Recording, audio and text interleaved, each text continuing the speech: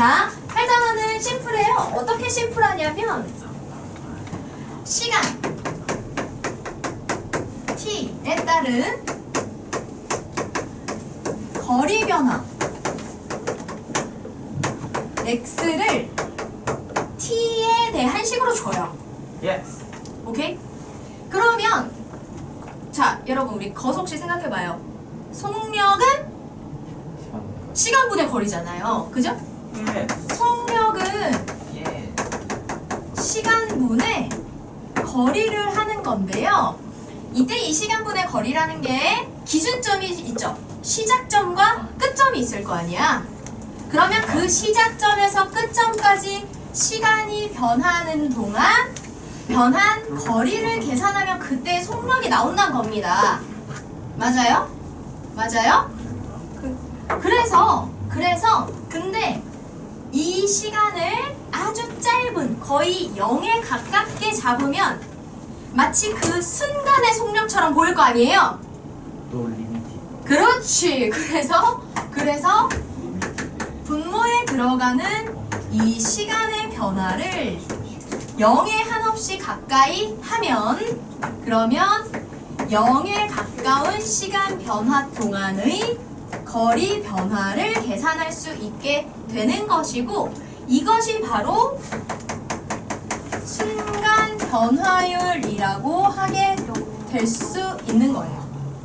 그리고 이걸 아주 그 순간에 계속해서 움직이고 있는 대상인 거잖아. 근데 이 대상이 어느 특정한 순간에 그 움직이고 있는 빠르기를 우리가 계산할 수 있게 되는 거다라는 거죠. 이해돼요? 이해돼요? 그래서 우리가 여태까지 x를 기준으로 표현되던 함수를 미분해서 f''를 구하던 게 이제 시간이라는 걸 표현하기 위해서 t라는 문자를 이제 주로 여기 단어에선 사용하게 돼요. 그래서 여러 가지 대상들이 t에 대한 함수로 표현을 하게 되고요. 그때 이 t에 의해서 나타나는 게 거리를 계산하는 식이면 얘를 미분해서 도함수를 구해보면 시간 t에 대한 뭐가 나온다? v, 속력이 나온다. 맞아요? 시간으로 나누는 거니까 아주 짧은 시간분의 이 x의 변화율을 계산하는 거라서 이렇게 되는 거예요. 오케이? 그리고 시간에 따라 계산되는 속력을 다시 또 시간에 따라서 이렇게 짧은 시간에 따라 그때의 속력 변화를 계산하면 뭐가 나오죠? 물리를 생각해봐요. 자, 시간 변화 분의 속력 변화 뭐야? 가속도가 나옵니다. 그래서 가속도, 액셀러레이터 뭐 이렇게 해가지고 A라고 이렇게 표현을 하게 돼요.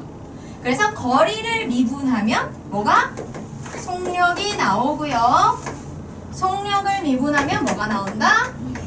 가속도가 나온다. 이 내용을 그냥 이 8단원에서 계속 하는 거예요. 오케이? 미분은 그럼 2번 하는 거예요? 미분을 2번 할 수 있게 되는 거죠. 일단 x의 식, 거리를 나타내는 식에서 미분을 한 번 하면 이제 속력을 계산할 수 있는 식이 나오는 거고 그 속력을 계산할 수 있는 식을 한 번 더 미분하면 가속도를 계산할 수 있는 식이 나오게 되는 겁니다. 그래서 특정한 t에서의 속력을 구해봐라 그러면 일단 미분된 그 속력의 식을 구하고 거기다 구하고 싶은 t의 값을 넣어서 계산하시면 됩니다. 네. 자, 그래서 보시면 이제 그 앞에 이론 페이지에 이런 내용에 대한 걸 예를 들고 뭐 구체적인 식을 써서 설명을 해준 거고 박스 안에 보시면 이제 똑같은 내용을 설명해주고 있어요. 그래서 이 리미트, 얘가 아주 작은 구간이 되었다라는 표시를 우리가 스몰 d를 이용해서라고 한다고 해서 이 리미트가 반영된 기호가 d인 거예요. 그래서 아주 작은 t, 0에 가까운 t일 때 그때의 거리 변화 이렇게 표현할 수 있다라는 거예요. 그래서 d는 거의 0에 가까운 차이 이렇게 생각하시면 되고 이것이 만약에 x라는 함수가 주어졌다면 x-t다 이렇게 표현할 수 있게 되는 겁니다. 네, 자 어차피 뭐 이론은 이론일 뿐 결국 실전이 중요하고요. 보기를 풀면서 문제를 어떻게 이 내용들을 적용하는지 해볼게요. 하지만 이 관계는 굉장히 심플해서요. 네, 괜찮고요. 우리가 이 수투의 마지막 단어는 적분이잖아요. 심플하게 얘기하자면 적분은 미분의 그냥 반대예요. 그래서 미분해놨던 식들을 다시 이제 원래식으로 올리는 형태를 배우는 거거든요. 그래서 가속도를 적분하면 속력이 되고요. 속력을 적분하면 거리가 나온다. 이게 이제 마지막 단원에 또 나옵니다. 네. 어차피 똑같은 내용이라 네. 할만할 거예요. 보기 1번. 보기 1번. 속도 20m. 자, 여러분 여기 이렇게 보시면 속도 어쩌고저쩌고 하면서 이제 이렇게 조건을 주는데 그 조건을 고민하실 필요 없어요. 그 조건으로 지금 얘가 운동하고 있는 상태를 어차피 마지막에 식으로 줘요. 우리는 그냥 그 식만 쓰시면 돼요. 그래서 FT는 T초 후의 높이래요. 그것만 알면 돼요. 이 FT를 계산한 게 T초 후의 높이구나. 그럼 높이는 뭐에 관련한? 거리에 관련한 식인 거죠. 그죠? 그래서 얘를 이렇게 던졌을 때 이 던진 애가 지금 어느 위치에 시간마다 있는지를 이 식을 계산하면 나온다라는 얘기예요. 그래서 얘가 20t-5t 제곱이다. 자, 1번 평균 속도라는 말이 나오는데요. 평균 속도는 우리가 그 도함수 처음 배울 때 했던 평균 변화율과 같아요. 무슨 얘기냐? 구간을 주잖아요. 지금 2초 동안. 그러면 2초 동안이라고 하면 t가 0일 때부터 t가 2일 때까지를 얘기하죠. 던진 후니까, 그지?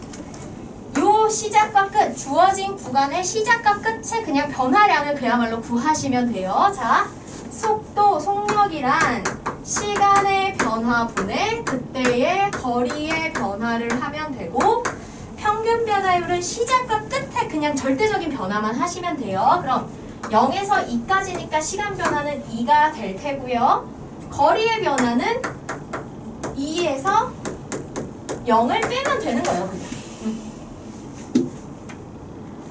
자, 2를 넣으시면 40 마이너스 20, 20이고 0을 넣으면 그냥 0이니까 이렇게 돼서 10이 됩니다.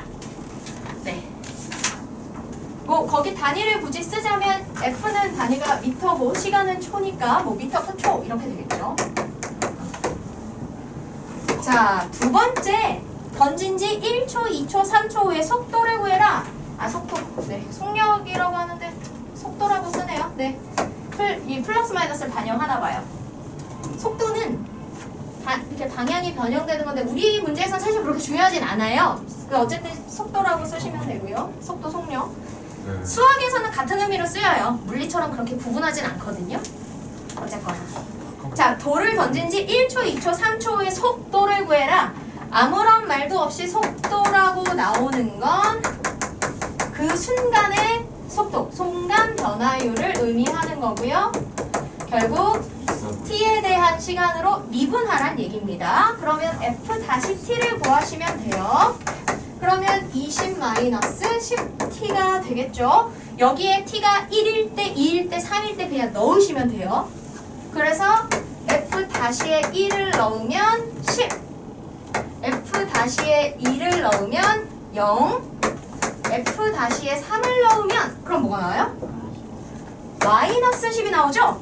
자, 이게 어떤 의미냐면 속도라고 얘기를 하니까 땅에서 이렇게 올라가는 걸 플러스의 기준으로 삼으면 수직으로 던지면 올라가다 유턴해서 내려오죠? 그러면 올라갈 때는 위쪽 방향으로 빠르기가 변할 거잖아요. 내려올 때는 아래쪽 방향으로 빠르기가 변하죠. 이 방향성을 구분해주는 게 이 부호일 뿐이에요. 그냥. 즉 무슨 얘기예요? 1일 때랑 3일 때는 빠르기는 같은데 방향이 다르다는 얘기예요. 그리고 2일 때 0이라는 건 속도가 0, 멈춰있다는 얘기죠. 즉 여기 꼭대기에서 유턴하는 순간이 t가 2인 거고 그쵸? 1초일 때는 이쪽에서 올라가는 중이었고 여기서 유턴해서 3초일 땐 여기 내려오는 중에 있단 얘기죠. 오케이?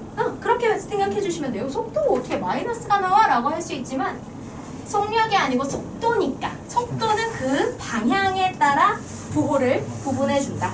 이런 개념을 해주시면 되겠습니다. 3번 t초 후의 가속도. 자, 가속도는 거리의 식을 한 번 미분하면 얘가 이제 속도식이 된 거예요. 속도식. 저 속도식을 한 번 더 미분하시면 되고요. 미분된 식을 또 미분할 땐 짝대기 하나 더 해주시면 돼요. 2'이라고 불러요. 프라임, 2'. 그리고 프라임 식을 그냥 미분하시면 돼서 마이너스 10 이렇게 하시면 되겠습니다. 이게 중력 가속도겠죠, 여기서는. 왜냐면 수직으로 운동하는 물체에 계속 일정하게 가해지는 힘이니까 속력 가속도. 네. 아니, 속력 가속도, 중력 가속도, 그죠? 중력 가속도가 10으로 계속 작용하고 있어서 처음에 던진 속도에서 계속 밑으로 10으로, 그죠? 이렇게 변하게 하는 속도가 생기는 거다. 이렇게 생각하시면 돼요. 이것만 이제 반복하는 게 8단원입니다. 어렵지 않죠? 기본. 단위는 안 써도 되죠? 단위요, 단위. 단위요? 근데 이 문제 같은 경우는 줬으니까 쓰는 게 좋고요. 예. 이 가속도는 속도, 즉 미터 퍼 세크로 나타내는 애를 다시 시간분의 1로 나누는 거잖아요. 그래서 단위가 미터 퍼 세크 제곱이 됩니다. 자, 우리 기본 8-1까지 할 수 있을 것 같아요. 자, 얼른 해볼까요? 기본 8-1은 똑같은 문제예요. 똑같은 문제고요. 지상 30m의 높이에서 이렇게 던졌대요. 그럼 얘는 아까 땅에서 던졌는데 얘는 조금 다른 게 있다면 여기 땅에서부터 30m 올라간 자리에서 이렇게 던져서 이렇게 떨어지는 중인 거예요, 지금. 그래도 이런 조건이 있어도 상관없어요. 어차피 식을 줘요. h 미터는 30 플러스 25t 마이너스 5t 제곱을 계산하면 그냥 나온대요. 우린 그냥 하면 됩니다. 자, 1번 특정 시각에서의 속도를 구하자라고 했으니 h 다시를 구하시면 돼요. 30은 상수니까 사라지고 25 마이너스 10t. 따라서 여기에 t가 2일 때, 자, t를 대입하는 표시가 따로 없을 때는 요 밑에 아래 첨자처럼 조그맣게 t가 2일 때 뭐 이렇게 써주시면 돼요. 그래서 2 넣고 계산하면 20이니까 5, h 다시에 t가 3일 때를 넣고 계산하시면 30이니까 마이너스 5, 그쵸? 이렇게 되네요. 네. 그 다음 이 돌이 땅에 떨어질 때, 자, 땅에 떨어진다. 이게 무슨 의미일까요? H가 0이에요. 아, 그렇지. 땅에 떨어짐이란 말은 h가 0이란 얘기예요. 그래서 그때의 속도니까 이때의 뭐를? t를 구해놓고 그 t를 h 다시에 넣으셔야 돼요. 그러면 일단 얘가 0이다를 먼저 풀어야겠죠? 그래서 30 플러스 25t 마이너스 5t 제곱이 0이다를 해서 푸시면 마이너스 5로 다 약분되고요. 이렇게 풀립니다. 따라서 t 마이너스 6, t 플러스 1이 나오는데 시간이 음수일 순 없으니 땅에 떨어질 때의 t는 6이다. 해서 t를 구하고 그 t를 h식에 넣어주시면 돼요. 따라서 h 다시 t가 6일 때는 60이니까 마이너스 35. 그렇지. 이렇게 된다 하시면 되겠습니다. 그 다음 이 돌이 최고 높이에 도달할 때, 오케이. 자, 최고 높이에 도달한다는 또 어떤 의미일까요? 최대값을 구하면 되죠. 아하, 네. 그럴 수도 있고요.